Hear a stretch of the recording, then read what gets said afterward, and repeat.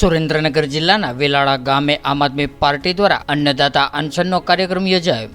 લોકતંત્રને બચાવવા અને દિલ્હીના સીએમ અરવિંદ કેજરીવાલના સમર્થનમાં એક દિવસનો પ્રતિક ઉપવાસનો કાર્યક્રમ યોજાયો હતો। ત્યારે આપના નેતા રાજુભાઈ કરપડાની આગેવાનીમાં દિલ્હીના મુખ્યમંત્રી અરવિંદ કેજરીવાલના સમર્થનમાં સુરેન્દ્રનગર જિલ્લાના વેલાળા ગામે અન્નદાતા અનશનનો કાર્યક્રમ યોજાયો હતો, જેમાં મોટી સંખ્યામાં ખેડૂતો ઉપસ્થિત રહ્યા હતા અને અરવિંદ કેજરીવાલને સમર્થન જાહેર કર્યું હતું। સાથે જ આગામી દિવસોમાં જરૂર પડે તો સડક પર ઉતરવાનો ખેડૂતોએ પણ હુંકાર કર્યો હતો। દિલ્હીની અંદર વિપક્ષને ખતમ કરી લોકશાહીની હત્યા કરવાનું એક ષડયંત્ર ચાલી રહ્યું છે કેન્દ્ર સરકાર દ્વારા।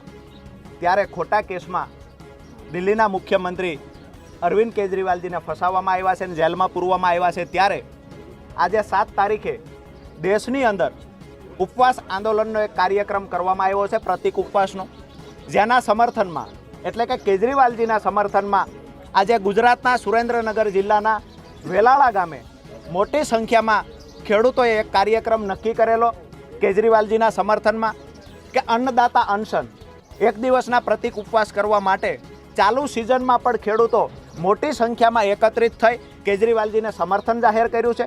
આવતા દિવસોમાં જો સડક પર ઉતરવાનું થશે તો પણ ગુજરાતમાં હજારો ખેડૂતો સડક પર ઉતરશે અને લોકતંત્ર બચાવવા માટેની આખરી લડાઈ ખેડૂતો લડશે। હું છું મકવાણા અશોક। આજ અમારા મૂળી તાલુકામાં એક અરવિંદ કેજરીવાલની જે ધરપકડ ખોટી રીતે કરવામાં ઈડી દ્વારા આવી છે, એના સમર્થનમાં આજે ખેડૂત આંદોલનનું આયોજન કરવામાં આવ્યું છે। એમાં હજારોની સંખ્યામાં આજે ખેડૂતો જોડાણા છે અને અન્નદાતા અનશન કાર્યક્રમનું આજ આયોજન કરેલું છે અને મોટી સંખ્યામાં ખેડૂતો આવેલા છે। ખેડૂતો પણ પોતાના પ્રશ્નો પણ રજૂ કરે છે અને અરવિંદ કેજરીવાલજીની જે ધરપકડ કરવામાં આવી છે એના વિરુદ્ધમાં આજે રસ્તા ઉપર આવેલા છે અને આગામી સમયમાં સારા કાર્યક્રમો પણ મોટા કાર્યક્રમો પણ ખેડૂત દ્વારા કરવામાં આવશે।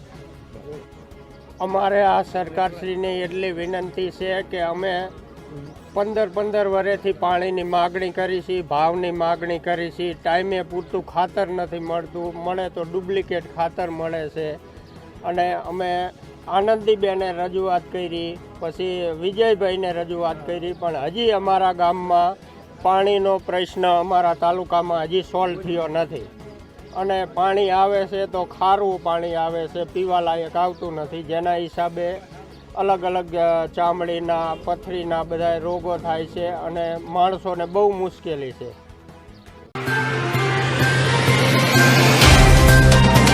तो व्हाट्सएप, ट्विटर, फेसबुक, इंस्टा जहाँ भी आपका अकाउंट है, इसे शेयर बटन के द्वारा वहाँ पर शेयर करें।